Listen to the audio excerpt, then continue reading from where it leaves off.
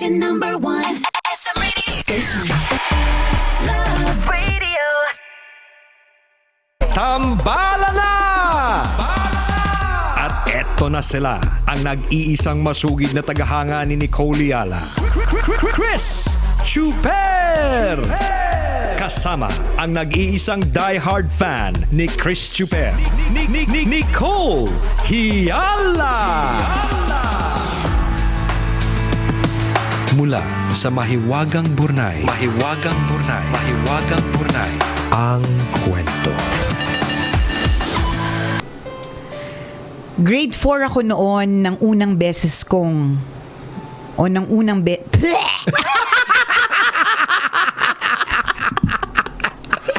May buhok pong sumabit. Wait lang, tatanggalin. Ano ba naman yan? Nakita ko kulot eh. Kulot yung buhok eh. Naparami na mais eh. Take 2. Grade 4 ako noon ng unang beses kang mangibang bansa. Hindi ko po lubos na nauunawaan noon kung bakit kailangan mo pang umalis.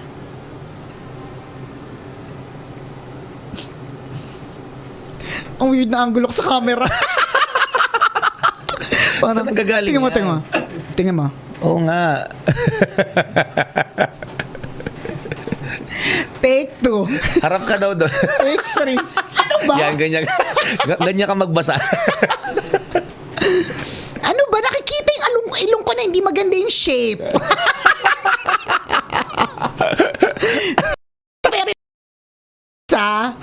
Yan, sige. Yan, layo natin ng konti.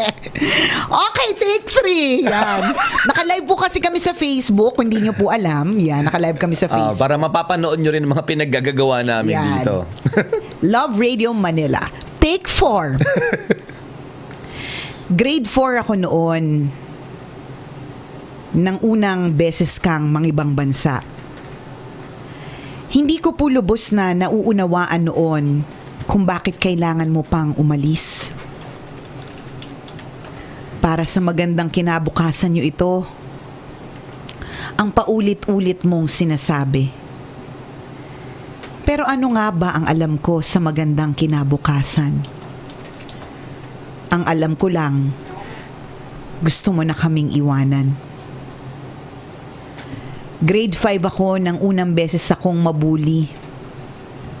Sabi nila ang laki-laki ko na daw pero hindi pa rin ako tuli.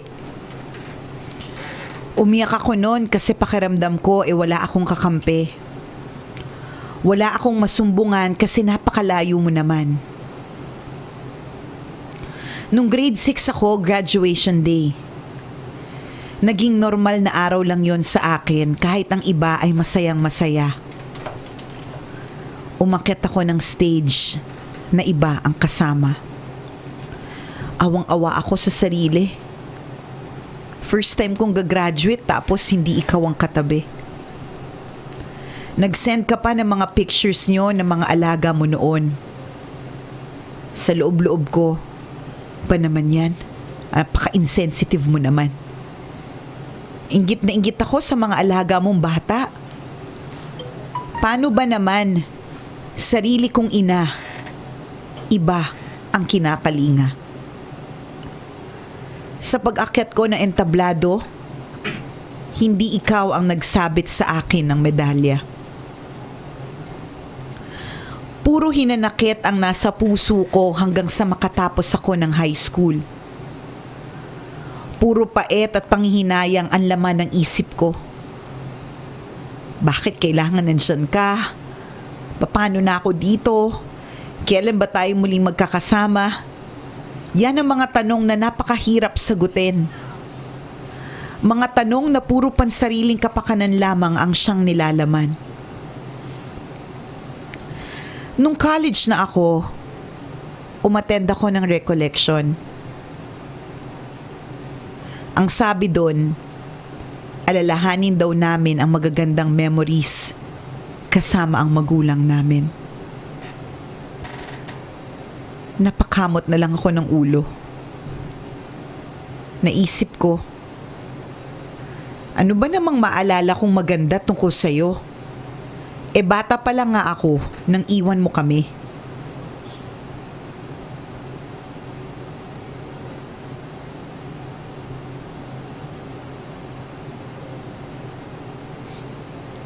Maya-maya, may bigla akong naalala.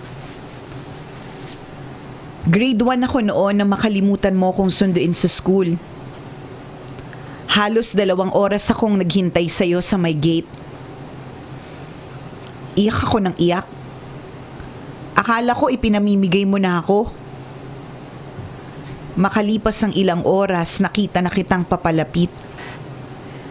Maluha-luha ka noon nang magpaliwanag ka sa akin. Anak, sorry. Sorry talaga ha. Sa dami kasi ng inaasikaso ko sa bahay, nakalimutan kong uwian mo na. Huwag ka nang umiyak, nak. Tahan na. Andito na si Mama. Ang tunay na nagpatahan sa akin ay ang iyong mahigpit na yakap at ang halik mo sa pisngi ko na ngayoy aking hinahanap-hanap. Grade 2 naman ako nang mangyari ang malakas na ulan. Pumasok akong basa ang medyas at kalahati ng aking katawan. Habang pinapayungan mo ako, hindi mo na iniisip ang sarili mo. Ang hangad mo lang ay hindi ako malate sa oras ng klase ko. At kahit basang-basa ka na ay umuwi ka pa at bumalik. May dala ka ng plansyadong uniforme at bagong pares na mga medyas. Ramdam na ramdam ko noon ang init ng bagong plansyang damit. Kasing init ng pagmamahal mo at pag-aaruga sa akin. Para akong binuhusan ng malamig na tubig sa aking napagtanto. Hindi ko agad naisip na mga estranghero ang nakakasama mo sa kabilang bayo. Hindi ko man lang naitanong sa'yo kung kumain ka na ba? Kung may sakit ka ba? Kung maayos ba ang pakikitungo nila? Noong mga panahon na yon ay hindi ko man lang naisip na kumustahin ka sa tunay na lagay mo dyan sa ibang bansa. Patawad, Mama. Kung nagdaan yung mga araw na hindi man lang kita naaalala. Patawad sa mga birthdays mo na hindi kami ang iyong kasama. Patawad sa mga panahong nagtanim ako ng sama ng loob. Nabulag ako sa kasinungalingan na gusto mo lang kaming iwan. Maraming salamat sa lahat-lahat. Sa pagtitiis mo ng hirap, naabot ko ang aking mga pangarap. Mama, saludo ko sa'yo at ikaw ang tunay na bayani ng buhay ko. Ang kwentong ito ay ipinadala sa atin ni Aero de Guzman, isang tambalanista.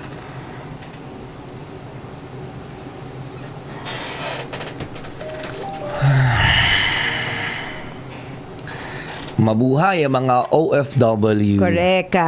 Para dapat to kahapon National Heroes Day. So, Pwede pa naman. oo, correct, 'di ba? So, ang title ng kwento na Mahiwagang Burnay is Bayani ang Mami Ko. Yan. Tama. Mabuhay po ang mga OFW. I'm sure lahat po ng mga nakatutok ngayon sa ating Facebook Live na nagtatrabaho sa iba't ibang panig ng mundo, relate sa usapang ito. 'Di ba? Yung gustuhin mo man na makapunta sa graduation. Kaya lang hindi ka naman basta-basta magli-leave Correct, nakakontrata ka kasi. Correct. Actually, dito nga sa Pilipinas, kahit nandito ka, Mahirap pa rin minsan. Kailangan good yung mood ng boss mo. Kailangan na good din yung standing na opisina mo bago ka bigla-biglang mag-leave, 'di ba? Totoo. Dito pa lang na nasa sarili tayong bayan, napakahirap na mag-leave para sa isang event ng anak. What more, 'di ba? Kung nasa ibang bansa ka na hindi ka naman basta-basta makakaalis. Bukod sa nakakontrata, Totoo. mahal ang pamasahe. And normally, mga passport nila hawak talaga ng mga employer May nila. mga ganun So din. kahit umalis ka dyan, hindi ka makakalipad. Oo, Di ba, totoo. kakalabas ka ng building o ng bahay na pinagtatrabahuhan mo pero hindi ka makakalayo kasi wala kang wala kang passport. documents. Totoo yan. Actually, yung story na yan reminded me of myself nung bata pa ako na Na noon na, si mother, no? Si Oo, Muda kas- Kels. yung nanay ko umalis siya 8 or 9 years old ako. Yun yung huling memory ko na nakita ko siya. Then bumalik siya, graduation na ako ng college. So imagine Tagal, no? more than a decade. Although in between, dumating siya pero sobrang saglit lang yun. Oo, Kasi yung nagkasakit mga ako. magdadala lang ng Toblerone, di ba? Oo. Mag-iiwan ng Nivea na Oo. na Mga Jergens, yan. ganun. Di ba? Tapos yung Folgers na coffee, yan. Di ba? Di ba yung Mag-iiwan mga na sa sabon mga ng Irish tita. Spring, mga ganun? Yung mga ganun, di ba? Yun yung Oo. mga matatandaan mo. Tsaka yun, so may Oo. mga dala siya. Siyempre, Correct. bilang ikaw lang yung uniko iho, may mga rubber shoes, ganyan. Oo, yung mga Pero ganun. mabilis. Tama, Diba? sobrang bilis. And that time, nakarati pa nga ako sa hospital kaya hindi ko masyadong Hindi mo pa natandaan. Oo, hindi ko masyadong nanamnama. So, that time, ang niisip ko lang talaga, bakit ganun? Parang feeling mo, forsaken ka, ganun. Parang Abandon, ganun. Lalo pa kung halimbawa nakikita mo yung mga klase mo, yung mga nanay nila nandyan lang. Oo. Anytime readily available, di ba? Correct. Nung nag-aaral ako ng college, yung mga boardmates ko, nagdadatingin yung mga nanay nila, may dalang pagkain, ipinaglalabas. Samantalang ako lagi mag-isa. So, yung mga ganung feeling. But then again, lumipas talaga yung panahon, marirealize mo, bakit sarili ko lang iniisip ko? Hindi ko naisip kung ano din yung hirap na ginawa ng magulang ko nung sila ay nasa malayong lugar. Which is very true na talagang tinanong ba natin sila kung Kumain ano na ang sila. kalagayan nila. Correct. Nakita lang natin magandang picture, nasa magandang park, nakasuot ng magandang damit Correct. kapag day off. Nakikita lang natin yung mga pinapadala. Oo. Nakikita natin sila on their good days kapag nag-video call, di ba? Tama. Napatakas pa na hindi mo alam yung pinagdaanan nila, makapag-video call lang yan, di ba? Correct. 'Di ba hindi natin alam lahat ng mga kwentong 'yun 'di ba? Hindi naman nila sasabihin na anak, hindi pa ako kumakain dito. Actually Correct. biscuit nga lang yung Tama. pinang-almusal ko kanina, gutom na ako. Correct. Walang ganung kwento yung mga Wala. nanay mo sa iyo. Wala. Puro pagpapa-impress lamang kasi gusto Siyempre, ayaw niya din mamoblema ka sa kalagayan niya. And Oo. choice niya din naman ng mga ibang bansa eh. So, pinaninindigan niya. Tama. Yung mga ganong klase ng kwento, mga kaibigan, ang hindi natin alam. So, wag tayo magagalit doon sa mga nanay at tatay nating laging malayo sa atin. Correct. Kasi sila mismo nagpapakahirap doon. Maging maayos lang ang lagay natin dito sa Pilipinas. Totoo yun. Hindi po madali ang maging isang OFW. Actually, generally speaking, hindi po madali maging isang nanay. Yes. Na kahit anong gawin mo, meron pa rin yung meron ka pa rin kakulangan, di ba? Mararamdaman mo pa rin na hindi ka perpekto, mararamdaman mo rin na meron kang pagkukulang, di ba? Correct ka. But we should learn to appreciate our parents. Tama. Hindi naman po nila ginagawa yung mga ginagawa nila dahil trip-trip Oh. lang nilang iwan ka, di ba? Diyan muna yung ako, makulit kasi trip-trip. Correct. Papunta muna ako Oo. Canada. Oo, Alam mo, punta muna partner, ako Singapore, magdi-DH muna kahit ako. kahit hindi OFW kahit yung working na parents, di ba? Alam mo yun, yung parang syempre kung pwede lang, di ba? Kaya nga isinusulong talaga ng mga buntis ngayon o pinipray ng mga buntis na matupad na yung law para mas mahaba yung maternity leave. Hindi ko alam kung aabutan ko po. Ang dami kasing issue ngayon sa Pilipinas. Natabunan na yan, buwisit. Nakakaloka. Ang dami na pong buntis ngayong taon dito sa opisina namin. Mukhang wala man lang aabot dun sa extended maternity leave. 'Di ba? Kasi even if of course, Yes. extra yung extra yung hurt and extra yung sakit and extra yung sacrifice kapag ka malayo at nasa ibang bansa. Correct. But even working parents have to make sacrifices. Alam mo yun? Yes. They have to make sacrifices, lalong-lalo na kung halimbawa, partner, na ikukumpara din sa mga magulang na laging andyan. Yung readily available na pwedeng maghatid, Tama. pwedeng magturo, Yung maya kang binibihisan, Correct, pinaghahanda ng pagkain. Oo, pwedeng magluto, 'di ba? Struggle din ng mga working parents 'yun na parang 'di ba? Tapos iisipin mo, nanay ko naman lagi naman nagtatrabaho, tatay ko naman sobrang busy sa trabaho 'Di ba? Alam mo, partner, kaya ako tumaya sa loto kahapon. Magkano na ba tayaan ngayon? 400 million. I 400 cannot believe jackpot? that you don't know this, partner. Makataya na nga mamaya. Tumaya ka, partner! Salamat sa update. Oo. Kasi partner, I'm so sorry. Pasensya ka na kapag ka nanalo talaga kung hindi na ako mag-work. Ako rin. Bakit kailangan po magtrabaho? Kung may 400 million ka na. Kahit mamatay ka na, hindi pa ubus yan. Tama. Hindi, madali naman siya maubos. Pero kasi 'di ba, ang isang tao naman insatiable ang ang pangangailangan hindi matapos-tapos. Pero halimbawa, partner, nangarap na ako eh. Advance ko mag-isip. Advance ako mag-isip. Pinost ko sa sa Instagram yung picture ko, partner. 5 kami nakapila. Talaga sabi ko, teka lang, tataya ako sa loto. 400 million ba naman, partner? Kahit malayo talaga. Pero nag-iisip na ako habang nakapila ako. Sabi ko, hindi naman nila ako pinapauna. Wala nang buntis-buntis talaga sa panahon ngayon. Sige, mag-i-imagine na lang ako kung saan ko ilalagay yung pera. Ganyan. Sabi ko, 2 anak ko. Pwede pa ako mag-4 na anak. Oo, pwede ka bumili ng bahay sa Amerika. Oo, pwede. Ganyan. Diba? Magpatayo ng kondo, paupahan, mga ganon. Tama. Tapos iniisip ko pa, partner, magpapatayo ko ng sambahan. Mga ganon, ang dami ko nang naisip. Tapos, syempre, dapat hindi ka, magtatrabaho pa din ako, partner, pero kasi trip-trip ko na lang magtrabaho. Diba? Hindi na dahil magpapakamatay ako para magstay dito sa kumpanya, diba? Pag nanalo ka ng loto, partner, trip-trip mo na lang magtrabaho para araw-araw meron kang gagawin. Mga ganon, partner. Kasi because the struggle is also real for working moms. Yes. Hindi nyo po alam yung yung kapag halimbawa, yung parang nagpapakamatay ka ng kakatrabaho, kaya questioning ka pa ng anak mo, bakit lagi kang wala? Totoo. Alam mo yung bawa, Hindi nila maiiwasan na mag-isip ng ganun, ha? Sasabihin niya, bawa, magkukwento siya, mommy, I remember ganyan. Sabi ko, where was I? Working, as always. Sabi pa naman ganun sa akin. Pambihira yung parang arrogant pa no? Kaya nga, sabi ko, where was I when that happened? Sabi niya, working. Yung pagkakasabi niya na parang... Sino nagtuturo sa'yo niyan? Di ba? Pero, papaluin ko sa bunganga yan. Gets mo, partner, na parang kaya ka nagtatrabaho para sa kanila, pero ang may isip nila, nagtatrabaho ka, wala ka doon. Di ba, isipin nila, napabayaan sila. And thus, partner, kahit galing akong spotting, tumaya ako ng loto. Kasi sabi ko, pag nanalo ako, partner, hindi na ako magpapakaalipin sa trabaho. So jackpot yan ngayon, wala pa. 400 pa. Malaki yan. Although sabi daw nila, kapag gano'n na daw kalaki, sa gobyerno na daw yung napupunta. Mga chismis lang naman habang nakapila ako dun sa lutuan. Marami na mga option yan, di ba? May mga 30 million, may mga 50 million, gano'n. Pinakamalaki talaga is yung 400 million. Oo, partner, ang laki. Kasi pag mga 30-30, hindi ko yung pinipilahan. Charot. Gusto mo yung malakihan na talaga kaagad. Oo, syempre, tamakaya ka na din lamang eh. Dream diba? big. Oo. Yeah, diba? Kung mga ngarap Aim ka rin high, lang, Pasay, sabi tama, nga. Diba? Atin to, Makati. Makati atin to, diba? Mandaluyong, Tiger City. Yan, diba?